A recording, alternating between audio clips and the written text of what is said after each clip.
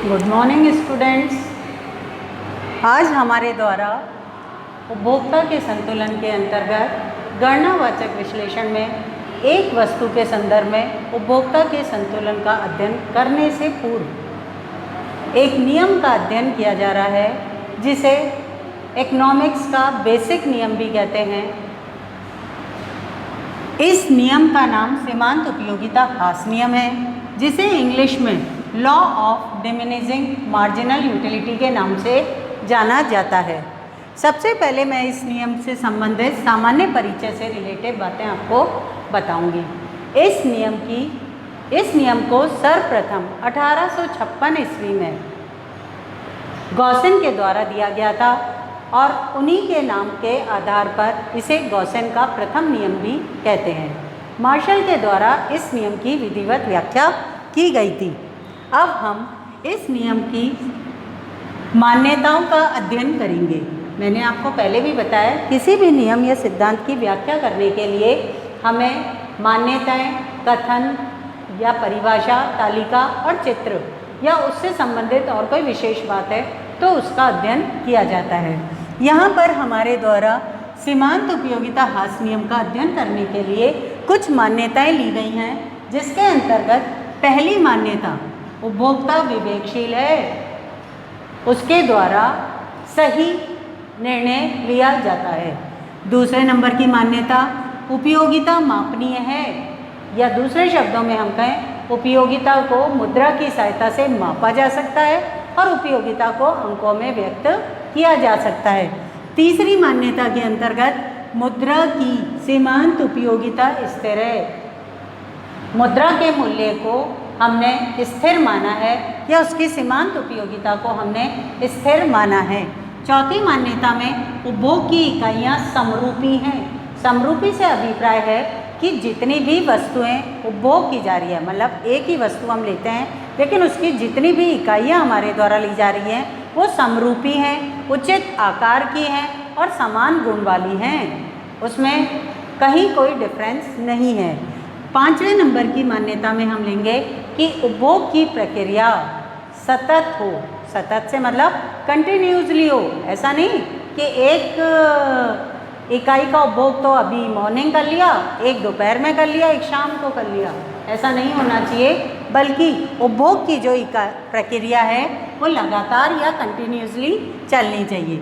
Next हमारी मान्यता रहेगी उपभोक्ता की रुचि में, जिसे हम टेस्ट, इंटरेस्ट कुछ भी कह सकते हैं, आदत में उसकी जो नेचर है, आय में जो उसके पास जेब में रुपए हैं, इनकम है उसकी, और फैशन, इनमें कोई परिवर्तन ना हो। जब हमारे द्वारा सीमांत उपयोगिता ह्रास नियम का अध्ययन किया जा रहा हो उस समय ये सारी मान्यताएं क्रियाशील होनी चाहिए। अब हमारे द्वारा इस नियम का कथन या परिभाषा का अध्ययन किया जाएगा। सीमांत उपयोगिता ह्रास नियम हो या कोई भी नियम हो, उसको प्रारंभ करने से पहले एक शब्द लेते हैं हम, अन्य बातें समान रहने पर। इसी शब्द से हम प्रारंभ करेंगे इसका कथन या परिभाषा। अन्य बातें समान रहने पर उपभोक्ता द्वारा एक वस्तु की निश्चित समय अवधि में जितनी भी इकाइयों का लगातार प्रयोग किया जाता है, उसकी अंतिम इकाई से, उसकी प्रत्येक इकाई से प्राप्त उपयोगिता घटती जाती है। इसे ही सीमांत उपयोगिता ह्रास नियम कहते हैं। एक बार और रिपीट करती हूँ मैं इसकी परिभाषा। अन्य बातें समान रहने पर उपभोक्ता द्वारा निश्चित समयावधि में एक वस्तु की जितनी भी इकाइयों का प्रयोग किया जाता है, प्रत्येक उपभोग के साथ प्राप्त संतुष्टि या उपयोगिता घटती जाती है। यह नियम, यही सीमांत उपयोगिता ह्रास नियम कहलाता है। अब हमने जो परिभाषा दी है इसे मैं एक तालिका के द्वारा आपको समझाने का प्रयास करूंगी, उदाहरण दूंगा। मान लीजिए कॉलम मैंने दो लिए हैं यहाँ पर तालिका में। उपभोग की इकाई के अंतर्गत मैंने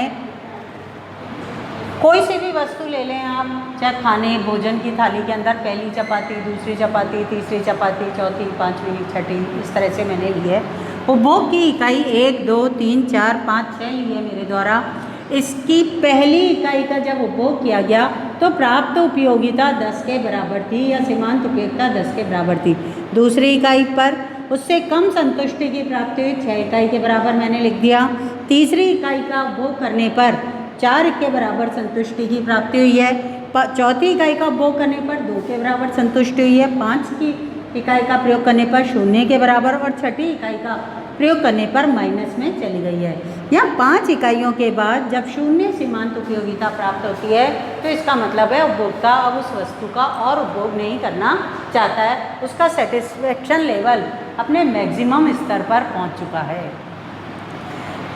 हमारे द्वारा सीमांत उपयोगिता ह्रास नियम को तालिका को रेखा चित्र के रूप में या ग्राफीय प्रस्तुतिकरण के अंतर्गत दर्शाया गया है। यहाँ पर हमारे उपभोग की इकाई ओ एक्स अक्ष पर ली गई है और सीमांत उपयोगिता को मेरे द्वारा ओ वाई अक्ष पर लिया गया है। मूल बिंदु बीच में मैंने डाला है, उसका मुख्य कारण है कि मुझे ऋणात्मक सीमांत उपयोगिता को भी दर्शाना है। इसे y के द्वारा और इसे y डैश के द्वारा मूल बिंदु के नीचे दर्शाया गया है। 6 इकाइयाँ मेरे द्वारा उपभोग की गई हैं, 6 ले लिया समान अंतराल लेते हुए, और यहाँ पर मैक्सिमम सीमांत उपयोगिता 10 और मिनिमम -2 है। मैंने 2 का अंतराल लेते हुए ऊपर 12 तक नंबर डाले हैं और नीचे -2 और -4 करके डाले हैं। पहली इकाई का उपभोग करने पर 10, दूसरी इकाई का उपभोग करने पर 6, तीसरी इकाई का उपभोग करने पर 4, चौथी इकाई का 2 और पांचवी इकाई पर 0 हो गई सीमांत उपयोगिता का बिंदु, और छठी इकाई का भी यदि उपभोग किया जाए तो -2 में चली जाती है। यहाँ पर इन सारे बिंदुओं को मिलाकर जो वक्र खींचा गया है ये सीमांत उपयोगिता वक्र कहलाता है। इसमें किसी को कोई समस्या हो तो पूछ सकता है। अब हमारे द्वारा सीमांत उपयोगिता ह्रास नियम लागू होने के कारणों का अध्ययन किया जाएगा। बोल्डिंग के अनुसार सीमांत उपयोगिता ह्रास नियम लागू होने के 2 कारण बताए गए हैं।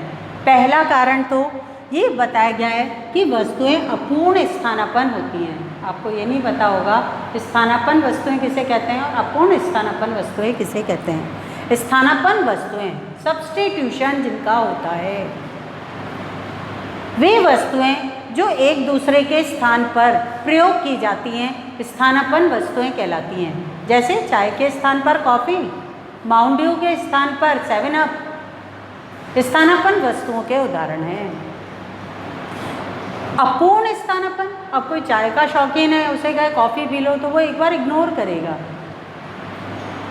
ऐसी स्थिति में हम कह सकते हैं कि बोल्डिंग के अनुसार एक आ गया है कि वस्तुएं अपूर्ण स्थानापन्न होती हैं, इसलिए लगातार इकाइयों का प्रयोग करने से इससे प्राप्त उपयोगिता में गिरने की प्रवृत्ति पाई जाती है। और दूसरे नंबर पर बोल्डिंग के अनुसार जो कारण दिया गया इस नियम के लागू होने का, वो कहा गया है विशिष्ट आवश्यकताओं की तृप्ति की जा सकती है। एक सीमा के बाद उपभोग को बढ़ाया नहीं जा सकता है। जैसे नमक, क्या नमक एक्सेस में खाया जा सकता है?